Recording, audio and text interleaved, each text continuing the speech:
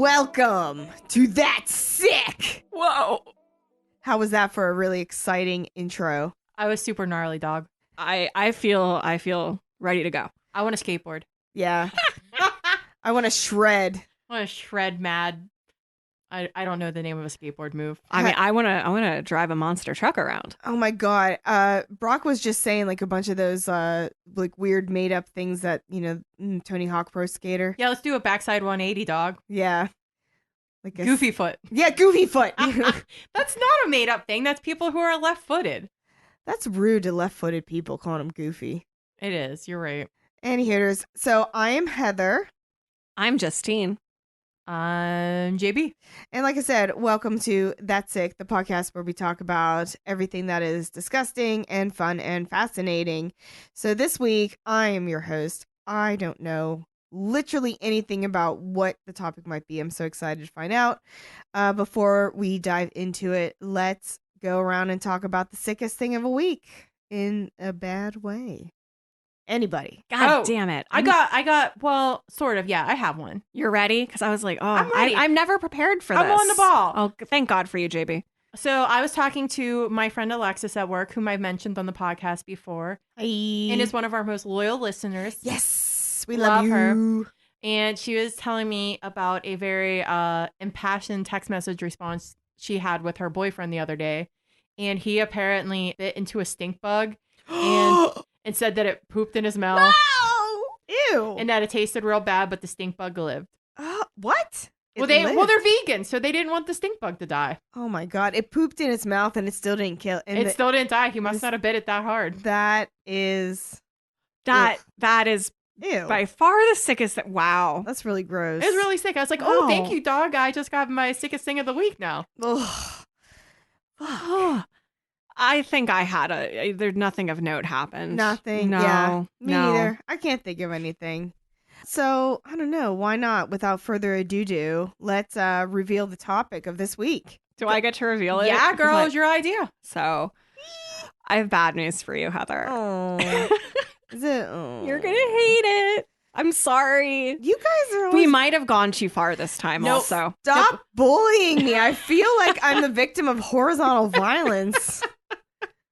That sounds vaguely sexual. That's like some workplace synergy speak. Oh. I don't understand. Oh, like peer to peer. Yeah. So like we're not in a power position over you. Yeah. Oh, We're I speak HR. Yeah, you're participating in horizontal violence right now. How dare you? Oh, come on. Yeah, exactly. It's HR language. You're just gonna get back at me next week. It's fine. All right, what is it? Well, as you may have already guessed, but our listeners who maybe don't. Well, anyone who's been listening long enough can probably also guess the only thing that would make Heather this upset Is bugs. is bugs. It's a buggy. Little buggos everywhere. What kind of bugs now? What's it this time? Do you want a preview of our All- topics? All kinds. All kinds. So I will say so much like last week, I think I should go first and JB should go second because I'm talking about a more general thing and JB is talking about a more specific thing. Okay. Just first for me. Yeah. All right, So that sounds good to me. So my topic is all the different kinds of bugs that are commonly found in your home. Oh man. This Well, okay. So you might be surprised to maybe you'll find out that some bugs in the home I'm not so sore on, but I'm gonna let you finish, dog. Okay. So this actually, like pretty much everything I'm going to talk about, even though I found different articles at different websites, but it's all coming from really one big project that has been spearheaded by someone named Dr. Michelle Troutwine. She's from the California Academy of Sciences. Oh, I got her too. Really? Oh, for your piece. Mm-hmm. Oh, that's good. So don't worry, we're not overlapping. I made sure. She's the leading entomologist, I guess. Oh my God, this lady is like, she's big in bugs. She and among other people, but like the main goal of this project is to study what they believe is an understudied area of entomology, which is like the ecosystem of our homes, like seeing our homes as ecosystems. So like we think of bugs as some, bugs live outside, and if they're inside our house, they don't really belong here. A lot of us tend to think of like our homes should be bug-free zones, and especially if you clean well enough and you're tidy enough. And then you shouldn't have any bugs in your home, when really that's not the case at all. And so as part of this project, they have been going, I think they've like done it around the world. They go and they have this very specific process for going through houses. People volunteer to have their houses basically canvassed and sampled. And I'll get into like the specifics of how they do that, and looking for bugs. And so, and it just like, there's a lot of really interesting things they found.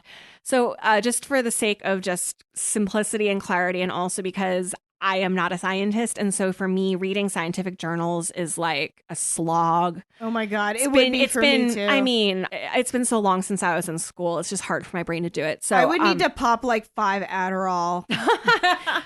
Yeah, same. But I really focused on one specific part of this project, which is when they went and surveyed homes down in North Carolina.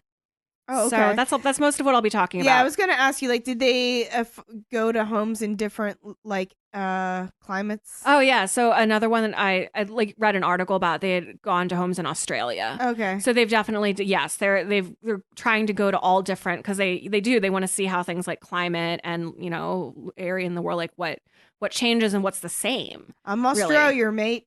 That's my terrible Australian accent. How they always say, I'm Australia, from Australia. So, yeah, that was terrible. Have you ever noticed that sometimes I just ignore your riff and I just keep going? I'm sorry. Is it because I have a bad riff? I'm just trying to add to the discourse. I'm just trying to keep going. I'm adding to the discourse. You're distracting. Listen. I've had a long couple days. I'm just trying to get through this. Go on, Terry. So, Terry Gross. Okay. No, wait, that's an interview format. That's wrong. Whatever. So a lot of us, when we think of bugs in our home, we think of the kind that cause like bad infestations. So like termites or bed bugs. Of course, then we also think, you know, like the spiders that we find in the corner, or, you know, whatever. What about the ones that the government is planning to spy on us? That, I hope you didn't misunderstand the theme this week, JB. That is not what we're talking about. Oh, shit. Oh, you were talking about those kind of bugs. Oh, fuck. Anyway, well, okay, unfortunately for you, JB, but no, I'm going to carry on. So if it makes you feel any better, literally the whole time I was researching this, I was covered in an itchy, creepy, crawly feeling. Like there were bugs all over me, and all I could think of were all the centipedes running around on the wall behind me that I couldn't see. So I suffered for this. And you want us to suffer too, and all of our listeners to suffer too. Well, and none of you guys are Catholic. Look, this is why. No. Why do you think I started this podcast? You need to self-flagellate. I need to just share the cringe. Yeah. We're just sharing the cringe. So in reality, most of the bugs that we find in our homes are actually like pretty benign. And a lot of them, some of them don't want to be here. Some of them do want to be here. But at the end of the day, really, it's really diverse and really interesting. When it comes to how Dr. Troutwine and her team would collect bugs for this project, they had, like I said, but they had a very specific way they would go about it. So this is what they would do.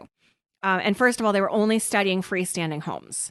So they no apartments, no townhouses, no row houses. I imagine that would add like too many variables yes, in. Exactly. No, you're absolutely correct. Because part of the study is to take a look at how our habits influence the bugs that are in the house. Okay. And so, yeah. So, and then they weren't like trying to judge like, oh, you didn't clean enough and therefore you have more ants. But they wanted to see like, okay, well, you have a laxer cleaning habit than, this other person. And how does that compare when you have like shared walls and shared, like, especially in an apartment building, like your neighbor gets bugs, you're probably going to get those bugs too. And it doesn't really matter what you're doing. There's nothing you can do about it.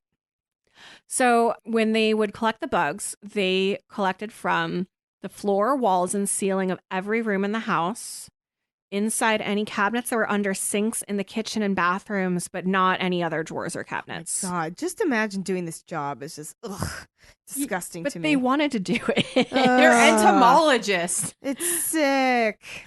Go on. Light fixtures, windowsills, carpet sample via a specialized vacuum.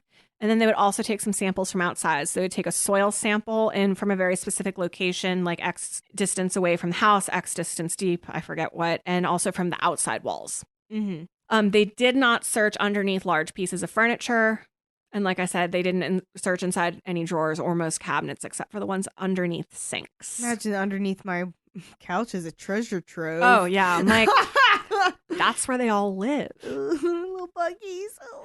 And they were really low tech about how they collected the bugs. They used headlamps, knee pads, for the crawling around, forceps, nets, and aspirators to suck up bugs that were going too fast for them to catch. little bug sucker 5,000. Yeah. And of course, and they would count, like, if the bug was dead. If they found a dead bug, they would collect that as a sample too. Okay. We'll be like, he was here at some point. He was here. All right.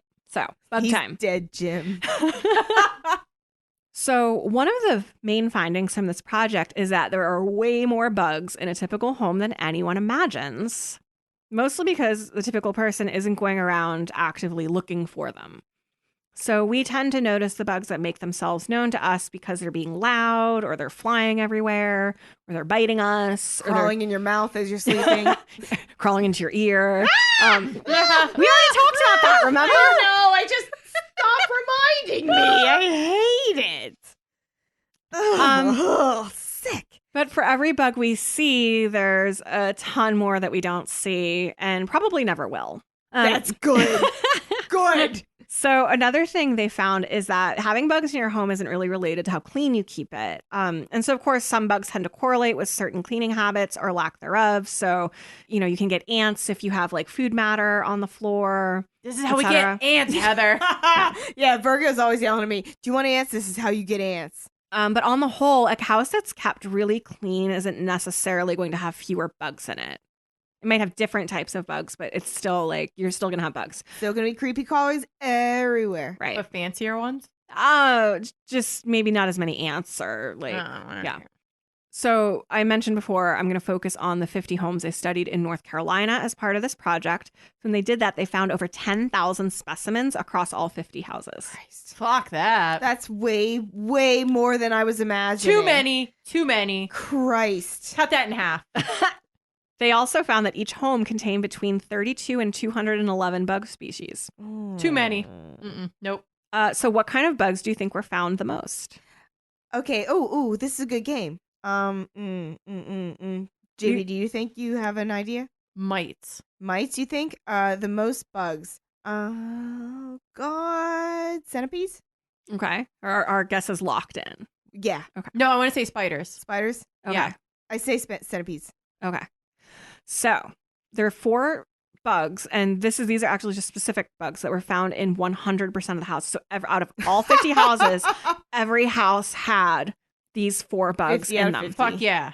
Ants. Duh. Carpet beetles. Ew. A type of fly called gall midges. They feed on plant tissue and cause growths called galls on the plants, and they're relatively unknown yet really, really common apparently.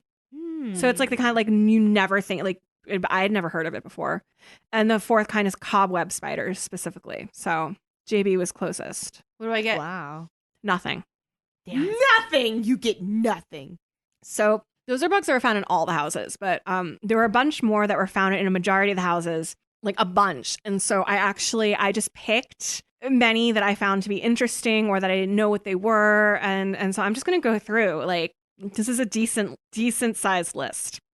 Okay. So we will offer color commentary as needed. excellent. Springtails were found in 88% of the homes. Have you ever heard of those? No, what is That that? sounds nice. They are teeny, teeny, tiny bugs, and they're one of the most abundant bugs on the planet, estimated at 100,000 per square meter of ground. They feed on fungus, as well as plant matter, pollen, animal remains, and bacteria. They like to eat poop. I believe so I said earlier, like some of the bugs they find in the house, like they don't really want to be in here, and then others do. I believe springtails, it's because there's just so many of them that exist in the world. They just find their way into your house. Like they don't really want to be in here. They're not trying to be in your house. They're just everywhere to begin with. So they just, they get tracked in or like. Literally never heard of this bug, and apparently Springtails. it's all around me. Mm-hmm. It sounds like a deer. It does, yeah. It sounds. I like the name. Yeah, springtail. It's nice. So next up, silverfish found in 68% Oh, of homes. we all Yeah. know this. If anybody works in any like large building that has been built at least more than like 30 years ago, it's infested with silverfish. I think my mom always used to say deaths to silverfish. They are. So for our listeners who haven't seen one, there are these flat, silvery, squirmy-looking bugs that run really, really fast, and they tend to drop in out of nowhere.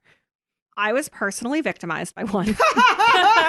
Falling into the bathtub at my grandparents' house when I was like 6, and I still haven't fully recovered. Raise your hand if you've been personally victimized by a silverfish.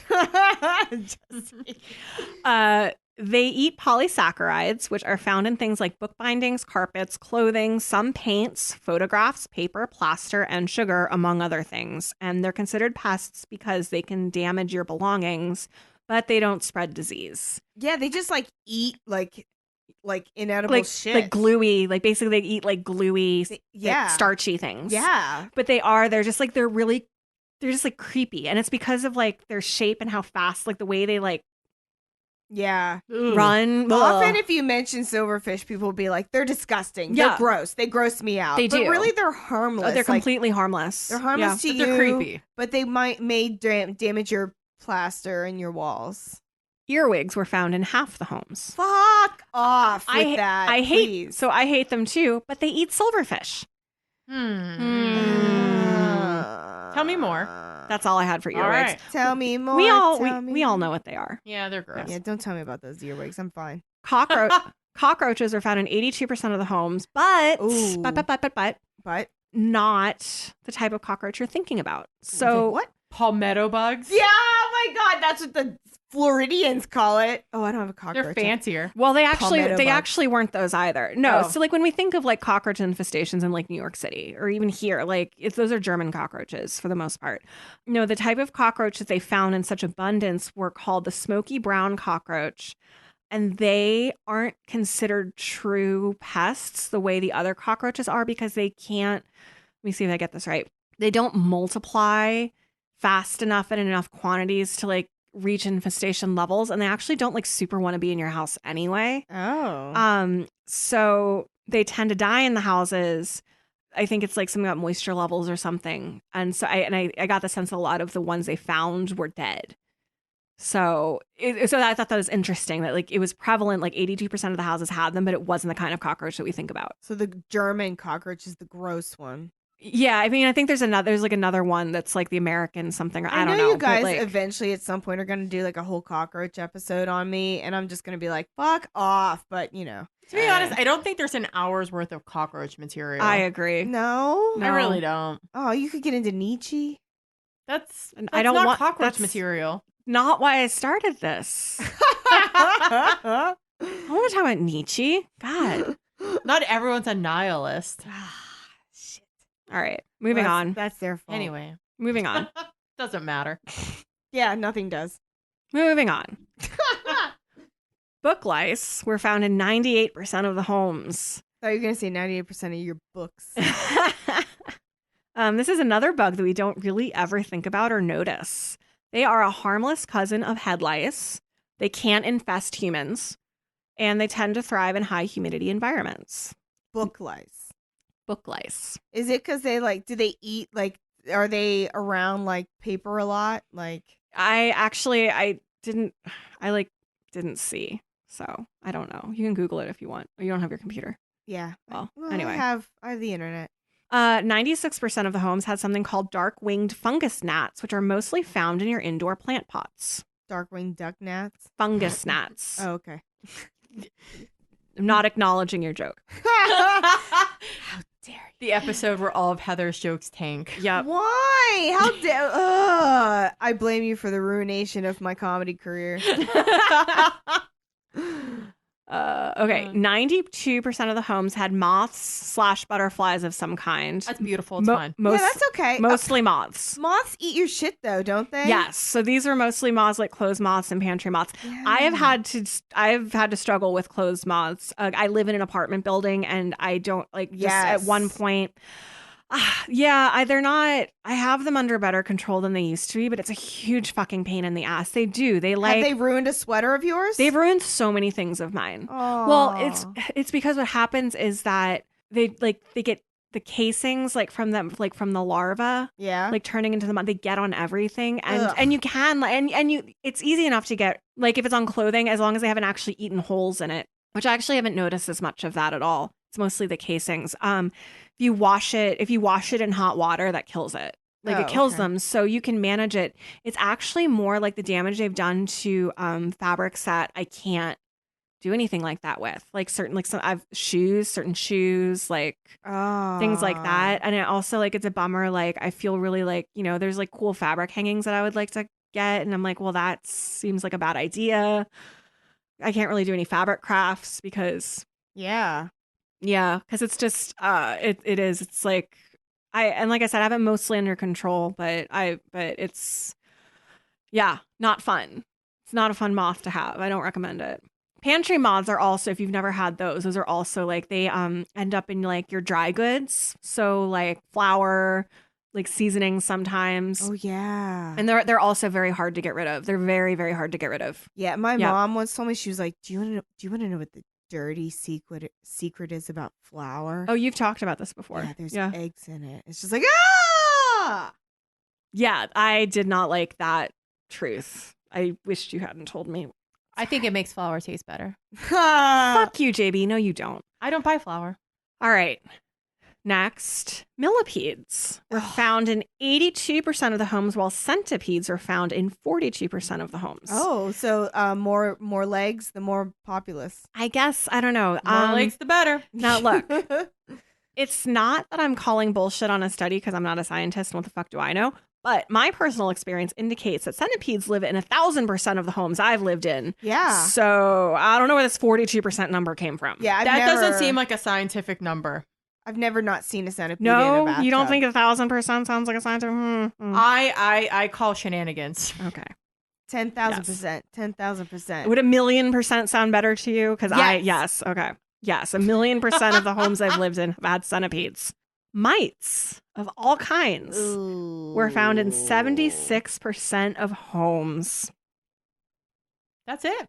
Yes. Interesting. This includes ticks and dust mites. I heard that. And other mites. I would think that dust mites were like in everybody's home, like 100% of the homes. I'm wondering if that is one of the things, like if you're like extremely fucking fastidious, maybe you can conquer the dust mite. I don't know. Fuck dust. Because I agree with you. I'm surprised by that. 58% of the homes had camel crickets, which are apparently these terrifying spider-looking crickets, and they live in basements. But I don't think I've ever seen one. So I don't know if it's like more south, or have you seen one? A cricket? A camel cricket. No. Like, they're brownish and they have like really long back legs. No. Well, okay. This is I'm sure they're there. Maybe I'm sure I hear them rather than see them. Or maybe they're not a thing up here. Maybe not. Yeah, that is North Carolina. And 66% of the homes had fruit flies.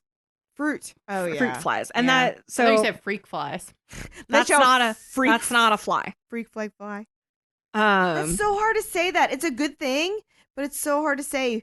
Let your freak flag fly. I can't say it fast. Can you say it fast? Wait, why are we talking about this? Because it's about fruit flies. Let your fruit fly fly. It's not.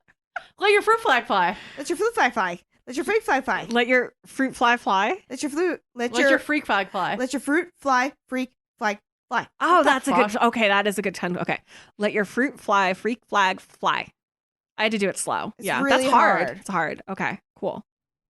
So when it comes to the types of bugs that dominate houses, or the ones that you find the most of, like in the greatest number, there are 4 main groups. They made up the highest percentage of bugs found in an average room. And so as I go through these groups and list examples, I am not listing every single species, just some of the more common or well-known ones. Okay. So flies. Flies are first. Those are my least favorite. Flies account for 23% of the bugs found in an average room. And that's any kind of fly. So those gall midges I talked about before, those are a type of fly. Oh. So that, it includes house flies, but also like tiny little midge guys. Next are beetles at 19% of the bugs found in an average room. Mostly, carpet beetles, but like ladybugs. You know, like those like orange fake ladybugs. Have you guys seen those? Yeah. Like where my dad lives, they have like that's a problem. I in just that assumed area. they hadn't gotten ripe yet. Oh, that's the lanternfly. Those No, fake ladybugs? Well, they're actually, I learned they actually are ladybugs. They're real ladybugs. They're a type of Oh. ladybug. But I know that like Eastern PA, just like this past year, had like a really bad problem with the lanternfly. I don't know if that's the same thing because these aren't Spotted lanternflies. because they're not flies. They're beetles. Oh, I don't know. But that was like the bad boy that's in. These orange guys have been around for a while. Okay. Like they're not new. But they were, yeah. I don't see them around here as much though, but I see a ton of them back east. Yeah, they're not here. Next are spiders at 16% of bugs in the room. And then the last group at 15% is ants. I learned in researching this that ants belong to the same, I'm going to use the wrong word here because I'm not a science person. I'm going to say family. I don't know if that's correct in terms of like, genus, phylum, what the fuck ever, but ants belong to the same general group as wasps. Oh, fuck wasps. I didn't know that. Oh, interesting. But if you enemies. think about it, like you think what their like bodies look like, the way Yeah. they're segmented, and like they do look similar. If you Yeah. think about it like that. I never knew that. They really do look similar. It Yeah. just made me like ants a lot less. I clearly stopped biology long before we started learning about bugs. So there are also a lot of bugs that we might expect to find quite often in people's homes, but in this study, not so much. So I already mentioned this, but German cockroaches, which is the kind that we tend to think of when we think of cockroaches, it was only found in 6% of the homes in this North Carolina study. Oh, So that's nice. only 10% of the houses were found to have fleas. Only Ugh. 22% had stink bugs, which, lucky. Only 16% had daddy long legs, aka harvestmen. Oh, I hate daddy long legs. Yeah. They're so creepy. Me too. Do you guys remember like people peeling the legs off of them? Yes. Okay. So I was personally victimized by a daddy. I've been personally victimized by many daddy long legs in my life.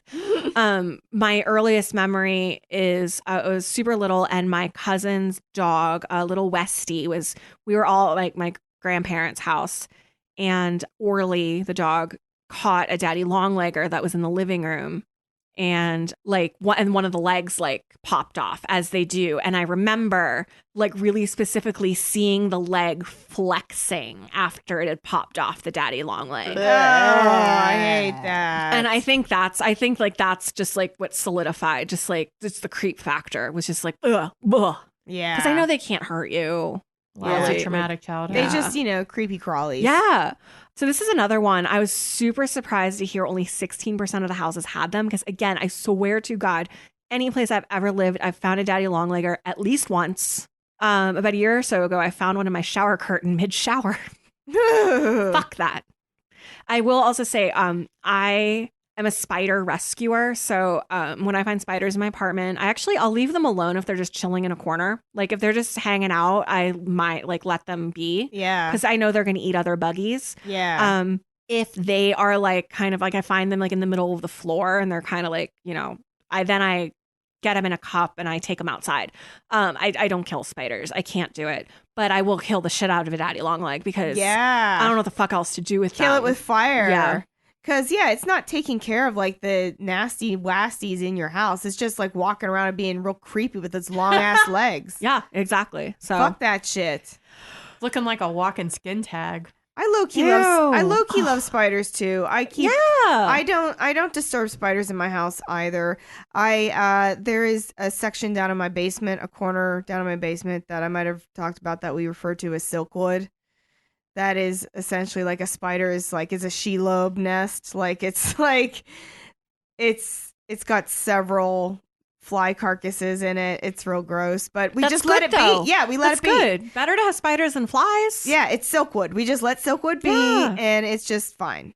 Yeah, exactly. And then there are a lot of spiders in our houses, so okay. So then bed bugs, that was the last type. We often think of like bed bug infestations, like, horrible. Thankfully none of the houses that they studied in North Carolina had bed bugs. So all right. In general, all these lovely buggos that are in our house, you can put them into 3 loose groups.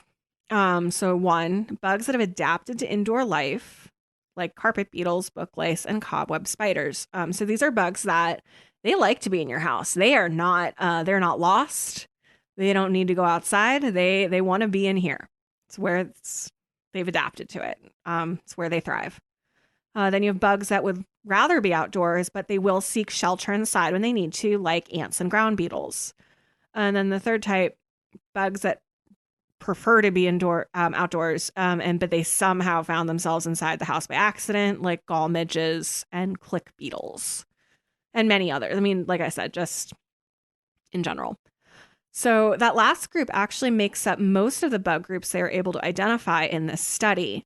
And they suspect that these bugs end up in houses because the houses themselves sort of act like a trap. So if you think about it, these bugs are outside, just going about their lives, just, flying this way, crawling that way, doing whatever. And then there's a house in their way. And so they end up inside the house. And then they either find their way out eventually or they die inside. So, yeah. And so most of the bugs that they found in this study in these people's homes, the bugs they weren't setting up shop and like, I'm going to live here now. It's just more like, oh my God, where am I? I'm trying to go home. It doesn't seem familiar. Sad. It is sad. It seems very sad. I'm sorry, buggies. Oh my God, that's so Pisces of you. Oh, well. That's like literally That's your Cancer moon. Yeah, that is your my Cancer moon. I'm a big old softie inside. I am too. Oh, it's scary how big of a softie I can be sometimes. I'm a Virgo moon. I'm dead inside. We all know that. So in conclusion, bugs are all around us. There's no use in worrying about it. Most of them won't hurt us. And most of them don't want to be inside in the first place any more than we want them in here with us. So help them out. Yeah. Get them out of there. Pick them up on a little piece of paper and just help them out. All right. That's all I got. That's awesome. I bet that wasn't as bad as you thought it was going to be. No. But yeah, because I'm into Silkwood. I mean, Silkwood does disgust me. Like, it's really gross when I go down to clean out the cow boxes. I'm just like, ugh, that looks nasty. Like, it's just this clump of like dead carcasses and like cobwebs and shit. But it's like, that's the town of Silkwood, and it's keeping the bad bugs down. Killing those bad guys. Yeah. And they're probably cobweb spiders, and they're probably fucking happy as shit. Yeah. Awesome. So JB, what is you're going to specificize? You're going to narrow it down. Today I'm going to talk about something that might actually be in your home. Okay. You might have some on you right now. Actually, I might have mentioned it in my piece. Actually, no, you totally do. What? What is it?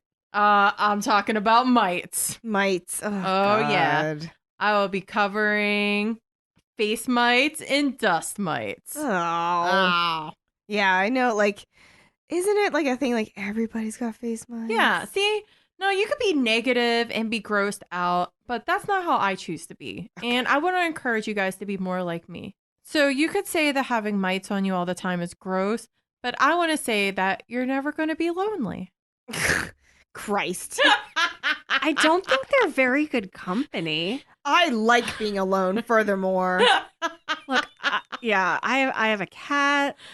It's great. I'm fine. Me time is the best time. Well, you don't ever have me time when you have face mites. Shit. All right. Now, face mites are called Demodex follicular or Demodex brevis. I'm also not a science person, so I'm kind of throwing it out there with the Greek. Sorry for the entomologists in the audience. Yeah. But they're colloquially called eyelash mites. So maybe we could just say that. Billy eyelash mites? Yeah. The names for these mites comes from the Greek word for fat and boring worm, respectively, but they are not worms. Oh, they're mites. Yeah. I'm the bad mite. Duh. Oh. No, they're little teeny tiny little guys. They're like a third of a millimeter long. Like that's just, I don't know. You can't even see it. Yeah, you have to use a microscope to see them. Really? They have 8 legs. They are little arachnids, and they are related to ticks and spiders. Oh, God. I didn't know they were... Yeah, they're arachnids. Yeah, they're the teeniest little arachnids. Aww, so wee. So you hear ticks and spiders, and I'm sure as I heard in your voice just now, that you're starting to get a little bit nervous about these mites. Yeah. Yeah. But these guys don't hurt you. Oh, okay. Yeah, they're not going to hurt you. They're fine. They're what's called commensalist, which means they benefit, but they don't hurt their host. Their host doesn't have any like bad effects. Oh, okay. So it's like a... It's not like a mutually beneficial relationship. I was going to ask, do we benefit? No, we don't. But Okay. But it's got like symbiosis. I think symbiosis is that whenever the same you thing? mutually benefit. Oh, okay. Yeah. Then it's just like, they're there. They don't hurt you, but they're there. Yeah. Another fun example, perhaps this will help fill out your idea of what a commensalist animal, beast, creature, critter, bug is, are the Ramada fish. And they ride on sharks and big fish, and they just eat their poop. Oh, they eat their shit? Yeah, so it doesn't cause them any harm, but it's not helping them really either. It's just eating their poop. Yeah, it's like I'm not doing you any favors. You're doing me tons of favors. I'm just along for the ride. But I'm not hurting you. But yeah, it's not doing you anything. That's us and these mites. Anyway, it's not doing you a heckin' concern, sir. Yeah, it's not doing anybody a heckin' concern. Anyway, back to mites. So Demodex live in the hair follicles on your skin, like your little peach fuzz.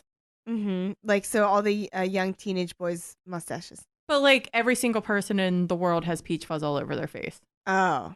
Like all the little hairs that you see. I imagine it must be so thick on a teen boys, though. So thick. Yes, teen boys have more. Anyway.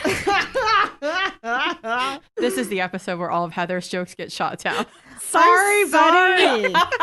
I've been drinking on an empty stomach. No, it's okay. Your jokes are still good. I'm just liking to bust into your chops. Okay. All You right. always have. You always will. I never will stop. So they like to eat the sebum. Speaking of teenage boys. The what? The sebum. What's sebum? Oh, that's like the greasy, waxy shit that your skin produces to, like, I don't know, keep your skin all nice. Oh, okay. Yeah. Your natural oil of Olay. Yeah, your natural oil of Olay is your sebum. It can also it's also like what can like block up your hair follicles Mhm. and cause like blackheads and shit. Zits and shit. Mm-hmm. Zits are more like little infections under your skin. Blackheads are clogged pores. Yeah. JB might know more about this too. You're a skin person, right? Both I'm of a you little guys bit, are, but I feel like I know about the same as You're you. you're definitely more of a beauty person than I am. both of you are Yeah. way more than me. Well, anyway. Yeah, I don't even wash my face half the time. I'm extremely fancy. I just splash toilet water on it. Go Go to work. Just all right, that joke gets to stay. That's a good joke. Finally, something lands. I just Jesus. flush my face in the toilet. That's That's exfoliation. Isn't that what bidets are for? Oh, my kingdom for a bidet. Just oil of Tule. just install one, like the bidet attachments to your toilet. What's stopping you? You're a homeowner. The only thing that's stopping me is because, I think the bidet water is going to be ice cold on my beehole. No, it feels good. I think you can get attachments that have warming options. Okay, it needs to be warm. I don't want no cold water on my butt. Dude, there ain't nothing like cleaning your butthole with a bidet, though. You're like, it That's a feels, shit. feels so refresh. Anyway, could I please get back to my topic and not your butthole? I'm talking about your butthole too. Yours is just as important as mine. Anyway, so the highest concentration of these mites is around your eyes and your nose and your mouth. All of your favorite places you want to think about bugs being, right? No wonder I'm always scratching my face. A fun fact, you can have up to 6 of these little guys living on each of your infested hair follicles. Ugh. And you can't see any of them. No, you can't see them. They're microscopic. Even in a magnifying mirror, you can't see them. I'm No, not you need a asking. I'm microscope. stating because Oh, I have okay. a magnifying mirror. Is it their microscopic movements that what makes me itchy sometimes? I don't know. Maybe you're allergic to them. Nah. I don't think you can feel them. They're inside, they hide out in your pores during the day. They're so little you can't even feel them. Yeah, you can't feel them. You can't see them. They hide under your skin whenever you're awake, like the little cowards that they are. Pussies. And then they come out at night while you're sleeping to party and have sex all over your face. I love it. That's literally what they do, though. Like, they come out and they mate and they sex all over your face. They have sex all over your face, and then they go back into the little hidey holes and lay their eggs. Yeah, eggums. And yeah. So that's what they do. They're like little teenagers. Okay, guys, get ready to trademark. I have an idea. What? All right. A Pixar-style animated movie, but it's for grown-ups because of the having sex all over your face part. But it's like just starring. It's just all face mites living in their face mite city. Yeah. That happens to be someone's fucking face. Yeah. And just all of the the drama and the lives that they live, and the loves and the That sounds real cute. yeah, trademark. They can all look Trademark. like Lucas the spider. Yeah. Oh yeah, I love Wouldn't they be little Chuck. Oh, he was so cute. so cute if it was they all looked like Lucas? Oh, Okay. Yeah. Anyway, that's my idea. All right. Keep going. Sorry. All right. So the party doesn't last that long, though. I'm sorry, guys. I know you've got this idea in your head. Live fast, die young. Yeah, they live fast, die young. They live for about 2 weeks. And I found my very favorite fact that I've ever learned about, I think maybe any kind of bug for sure. So these eyelash mites, they do not have an anus. They never poop in their whole life. They don't poop their whole life. They hold their poop in their whole life. And then when they die, they just decompose and then decompose their whole life's worth of poop on your face. Really? Yeah. So they never get to experience a good shit. They never take a shit. wow. Oh my god, that's a shame. I know, No right? wonder they die so quickly. I know. How long could you hold in a poop? I thought you 2 were going to weeks, say apparently. they just go pop and they just explode yeah, from they- too much poop. Maybe that's why they die. I didn't really find out They why just they go- die. Pop on your face. I choose to believe that theory. Yeah. They just die when they have, I poop too much. So you're thinking, I would know if mites were having a fucking sex party and then exploding poop all over my face, right? This Yeah. can't be happening to me. I know if it were happening. You're wrong. It is. It's definitely happening on your face. It's going to happen on your face tonight, baby. It's happening right I now. was gonna say. So our girl, Michelle Trotwine, our bug girl from California. Dr. Michelle Troutwine. Dr. Michelle Trotwine from Cal. She worked hard for that. That's true. That's Mhm. true. Dr. Trotwine. Shout out. Thank you so much. So she also studied face mites, and she took samples from over 2,000 people from all over the world. Mm. And she found every single person to have mite DNA on their skin. Wow. 100%. 100% every single person, no matter where they were from, they had mite DNA on their skin. Hundo P. Interestingly enough, she found that people that were from different parts of the world had different mite DNA on their skin, saying that different parts of the world have different kind of skin mites. Oh, yeah? Yeah. So, I mean, and I didn't get into this because it wasn't part of the sick part, but I thought it was pretty interesting. It has to do with kind of all of our evolution, and these are actually probably the creatures that we've coexisted with for the longest part of our human history. Wow. When you say it like that, it's like, fuck the dog, man. Like, these are man's best friend. Yeah, Well, we're their best friend, at least. Yeah. okay. So maybe you get into this later, but I'm assuming that we are not born with like we don't get the mites on us in the womb, right? No. So I guess my question is, when do we first acquire our face mites? I don't know if I have it in my but I did come across this. So we come across the face. We aren't born with them. They're generally just spread from motherly contact. is what I Yeah. read. Like, So- you're going to swaddle your baby and you're going to kiss your baby. and then they're gonna get on them. And the mites are like, oh, So I guess unless you were a total feral child that was like a literal dumpster baby that somehow was never had human contact with, although you would die if that happened. So yeah, if you're alive, you have face mites. all right. So how she gathered samples, and as Justine touched on earlier, she was very like kind of low key, kind of anyone seems like I could be a scientist kind of methods, really. Well, except she knew what the fuck she was looking for. But it seems like kind of cool, and that it's like kind of an everyman could do this. I mean, I see what you're talking about. I think it's misleadingly low key. Yeah. I see where you're going, like the tools, like the way they went about it, but the scientific method itself, there's. Oh yeah, I couldn't do that. Oh yeah, I guarantee a lot goes into. I found the gathering methods to be very interesting, but they did a very simple, just like scraping of greasy parts of people's skin with a spoon, or they got microscope slides and they put glue on them and they applied them to their skin and peeled it off to like look at individual mites. Oh, shit, we could do Biore that. strip. That Yeah. does. I mean, not to like devalue what Dr. Troutwine did, because I thought it was obviously really it was a cool. really cool study, but it actually sounds like the kind of thing you would do in like 7th grade bio class. That's exactly what I was thinking when I read this. I was Yeah. like, I've done all of this gross stuff. Yeah, like, oh, let's... I've scraped oil off my skin. I put glue on my skin and peeled it off. Yeah.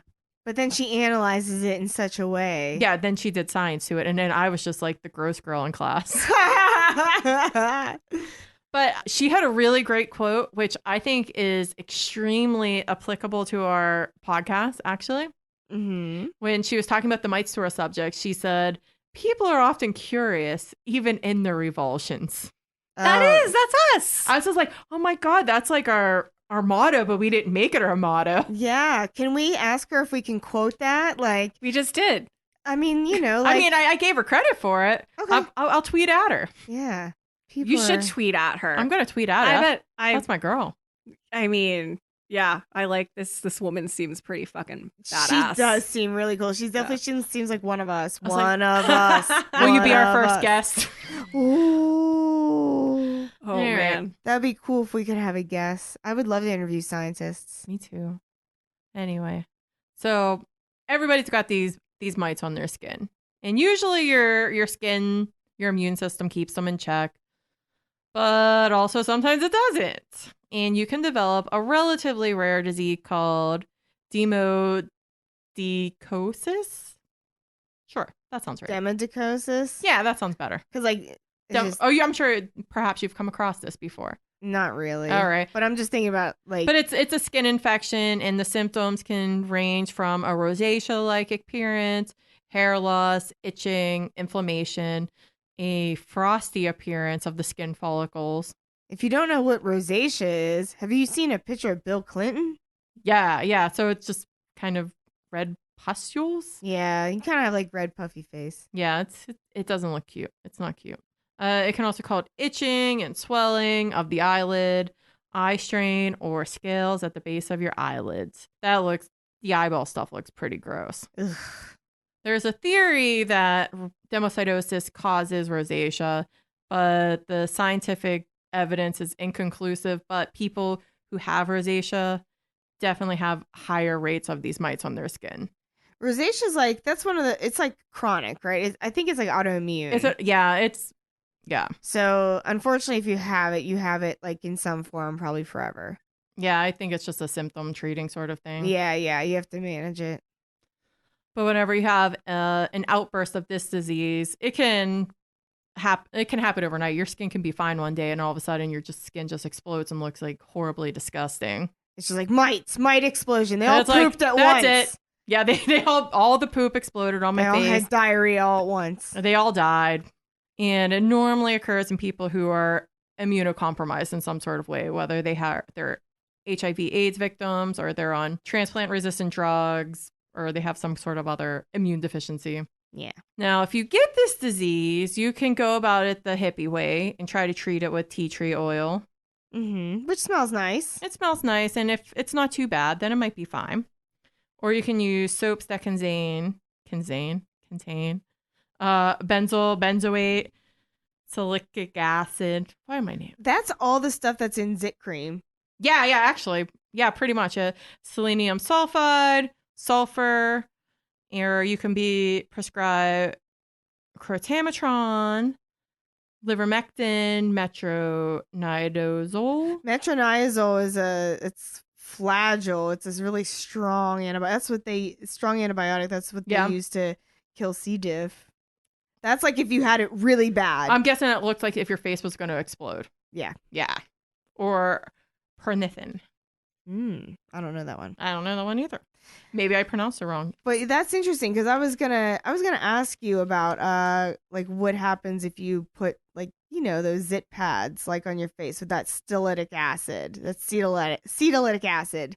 I think that's how you say it. So I guess perhaps if you had a minor case, it might help. Yeah, because like I put that on my face. I'm like, kill these bugs right now, and like when it stings, it's like them screaming like. That's probably exactly what the stinging is. It's probably screaming bugs on your face. Yeah. Yeah, you guessed correctly. Cool. But do you have any more questions about face mites before I go on to our next friend? No. All right, yeah. The other friend that is almost certainly with you are dust mites. No. Which they're not really aptly named. There is a fake science fact that dust is mostly human skin. It's not. It's mostly dirt and paper and fiber and animal dander and flour. I'm pleased to hear that. Yeah, it is partially human skin. And like human skin and hair is part of dust, but it's not like 70%. Like you'll hear people say, dust, that's mostly human skin. Nope, wrong. Yeah. Myth. Yeah. Busted. Most human skin is actually removed whenever you shave or take a shower. Down the drain, where it belongs. So they call them dust mites, but they're really not interested in eating dust. What they want to eat is your dead skin. Yeah. Nom, nom, nom. Dead or dead animal skin. But they want to eat dead skin. Yeah, they're carnivores. Is that a carnivore? I don't know. Yeah. All right, sure. And most dust lives on hard surfaces. And these guys want to live where it is moist and warm. Mm-hmm. And they like high humidity, and they like the temperature to be around 75 to 85, just like me.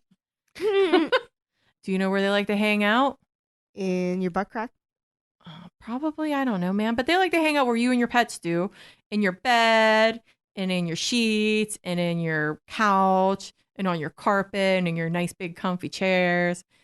Anywhere that's all like warm, I don't know, what crotch warmth or warm and soft and comfy. So like everywhere I am all the time, on my couch and in my bed. That's where those dust mites be. Yeah. Rolling in it. So if the average human spends a third of their life in bed, you are sharing your bed with anywhere from 100,000 to 10 million dust mites. 10 million? Jesus. I don't know if that means you have like a big bed or if like you're in a throuple. I don't.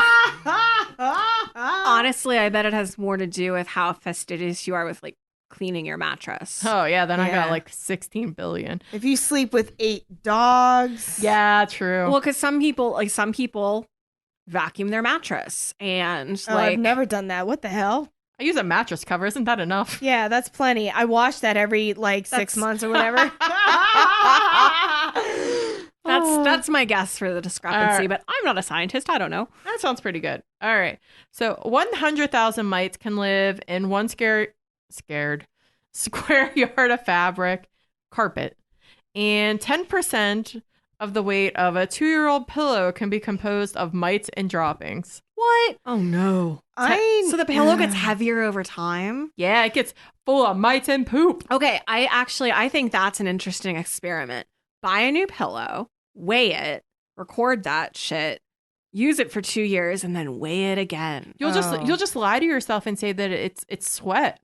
But I'd just be mostly interested to see the pillow weighed more. All right, listeners, we're challenging you to do the 2-year pillow test. It's the new millennial challenge. You mean it's like the new Tide Pod challenge? Exactly. But millennials didn't do that. It was Gen Zers. Have the attention span to remember to do that in 2 years. Look, all right, Gen Xers, we're calling you to do this. I was going to say the Gen Zers only do it if they can TikTok it. Yeah. Oh, 2 years is a really long TikTok. Aren't those only like 15 seconds? I don't know.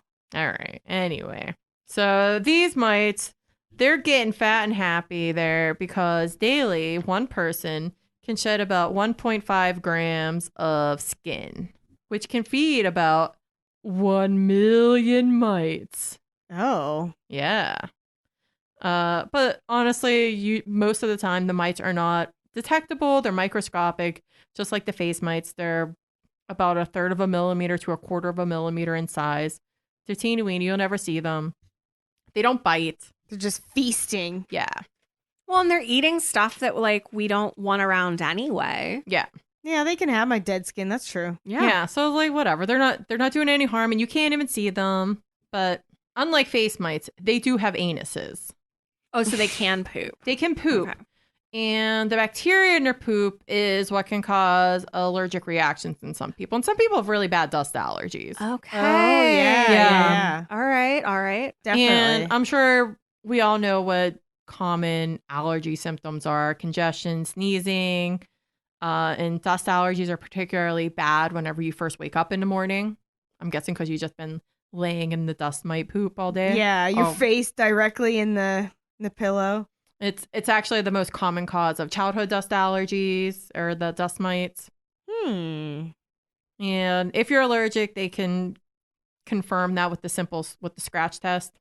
Yeah. You know, where they do the scritchy scratch on your back, and I don't know, they rub dust in your back, and if you melt, then you're a witch. I don't know. I'm not a dermatologist. That sounds accurate. We've all heard of allergy tests. We all know what this is. Sorry, I just smacked the wonkety wonk. Dong. Yeah, I have a comfort animal, and I'm holding a notebook, and I still found a way to talk with my hands. It's true. That was impressive. No, we have like inexpensive mic stands that have these like springs on them, and they just like I'm sure you hear them all throughout the podcast because I don't know how the fuck to edit them out. There it is. Thank you. Whoa. It's like an instrument. I know. We should learn how to play them. It's in drop D. We're gonna play corn songs. Oh yeah, drop D tuning. All right. So we know that these dust mites are in your home. Are you creeped out by them? Do you want to get rid of them? Or do you not really care? I don't see how you can get rid of them. Yeah, to me, it's like, do you want to manage their symptoms? I mean, I don't have a dust allergy, so it doesn't bother me. But... honestly, yeah, it doesn't affect me in any way, shape, or form. So all right, well, I'm gonna help out our listeners. Have sex all over my face. Maybe they have dust allergies, and they just don't know what to do. They're just beside themselves. They're like, I want this podcast to tell me how to get rid of dust. We're probably the worst people in the entire universe. Yeah, to give you advice on how to get rid of dust. Like probably the 3 worst. Yeah. Anyway. Yeah, I don't dust often. Yeah, no. I don't know the last time I dusted. No. Like maybe never. That's probably why I can't remember because it never happened. But how you can remove dust mites in your house are to remove carpeting because they love to be living in carpet. Wash your bedding in hot water once a week. Wash your mattress covers in hot water once a week. Psh, that yeah, doesn't right. happen. Wash your pillows every week. Psh, yeah, right. Never happening. Wash your pillows every week? Yeah. You serious? Put dust covers on everything. Jesus. Never happening. You can freeze your unwashables overnight. That will kill the dust mites. Oh yeah. If you have little children's at home, you can give them only washable stuffed animals instead of nasty germ dust mite animals. Limiting ceiling fans and unfiltered air conditioners. Oh yeah, that just spreads them mites all over the place. Just look at all the dust on my ceiling fan up there. It's so nasty. Yeah. Oh, I feel very allergic right now. I just got allergies right now. Yeah, it's pretty gross. Oh yeah, today was like an allergy day for me for some reason. Oh, really?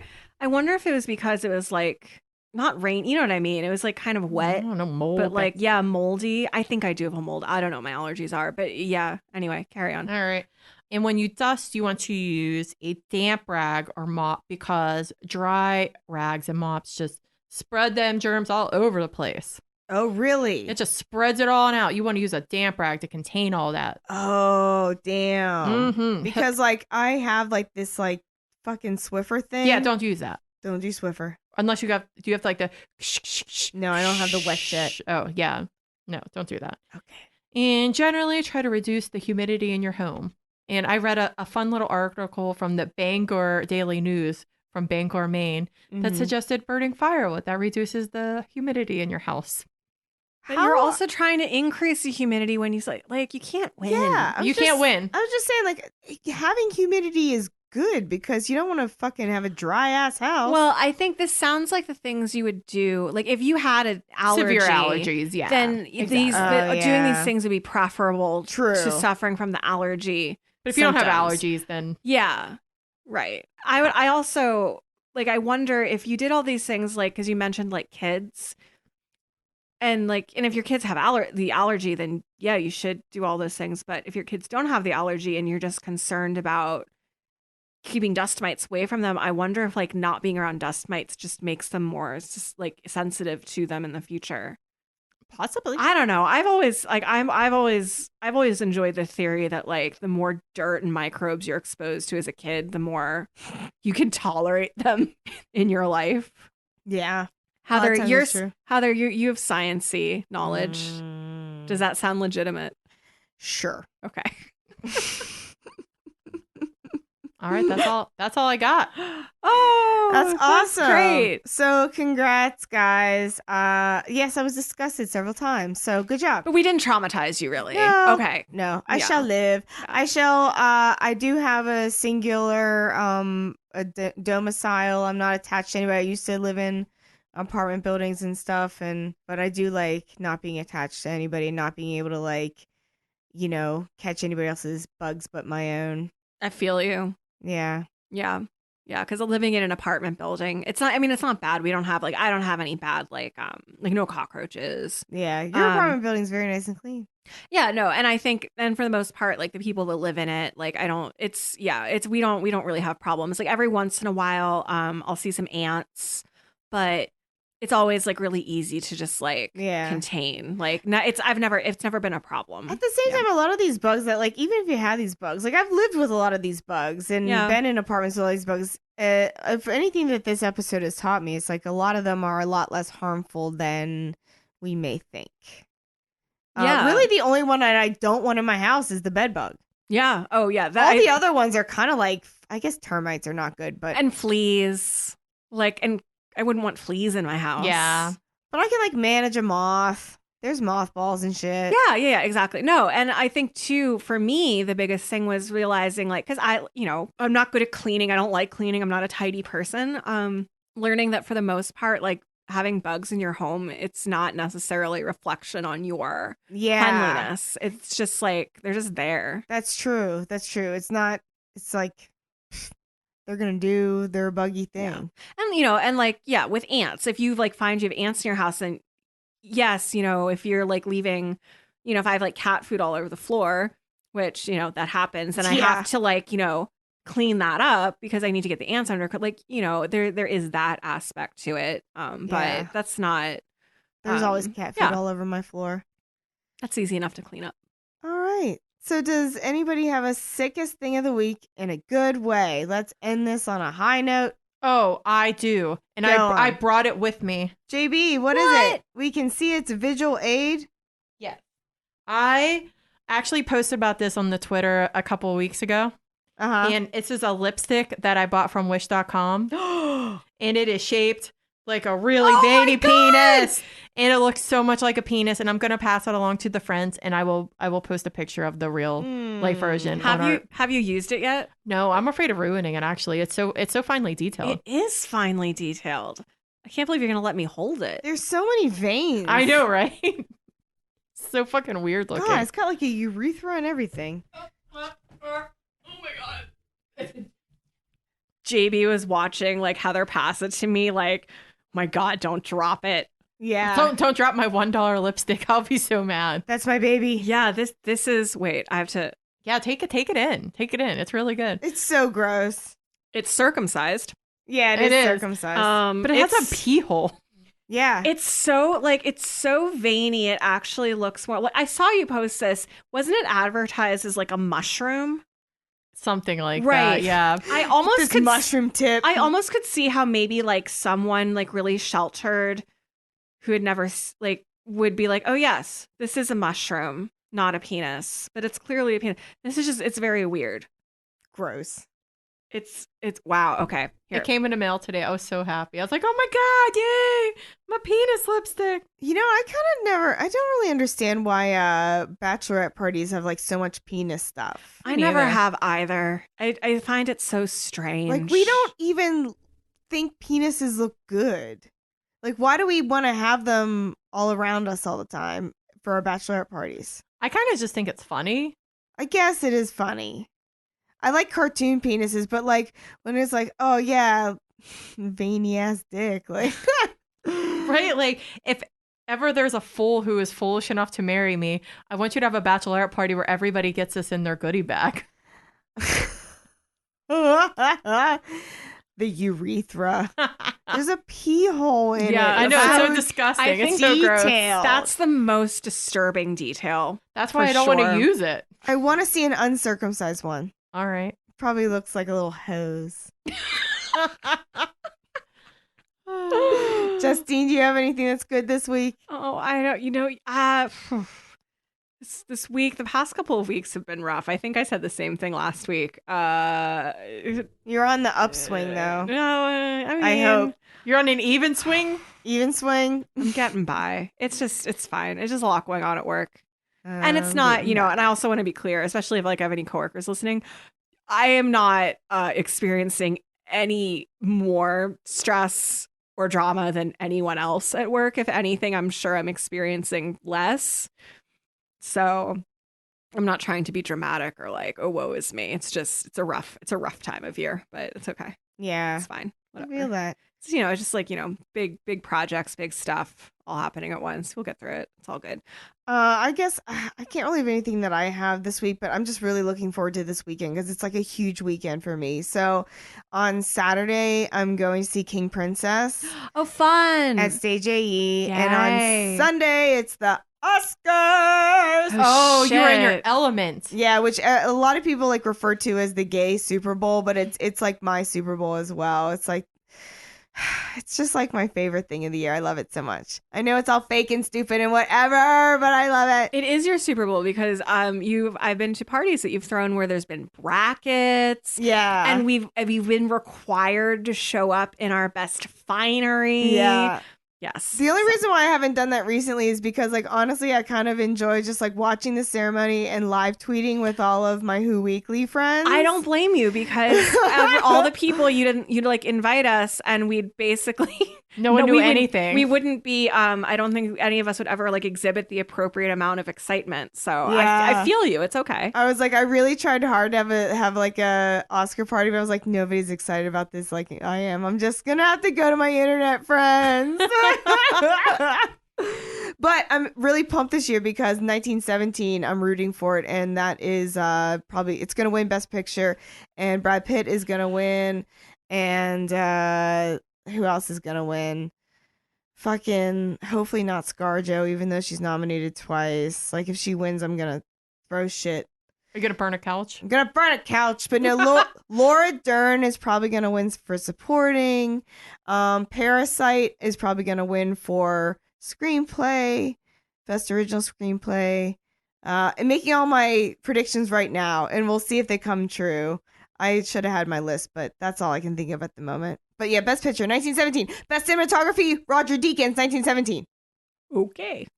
And how many Oscars will Cats win? 0. I'm kidding. I know. Which I'm really Taylor is raw because I really love Beautiful Ghost. That was a nice song. I love that song. I listen to that still on my own. It's such a cute, pretty song. And I actually want to watch Cats again. You're the only one. You're the only one. No, people are into it. They're like, taking edibles and going to see it. It's going to be like a big Rocky Horror Stoner thing. No, it's not. It's not. I'm going to do it. I mean, that's fine. I'm never watching it again. Okay, let's wrap it up, I guess. Tell the listeners how to find us and like us and all that good shit. Oh, yeah, because, I mean, what are we without you, our listeners, after Nothing. all? Nothing. Garbage. We love you. So, since if you're listening right now, so if you haven't already subscribed, you can do that on Apple Podcasts, Spotify, Stitcher, Google Podcasts, or pretty much anywhere else you can find podcasts.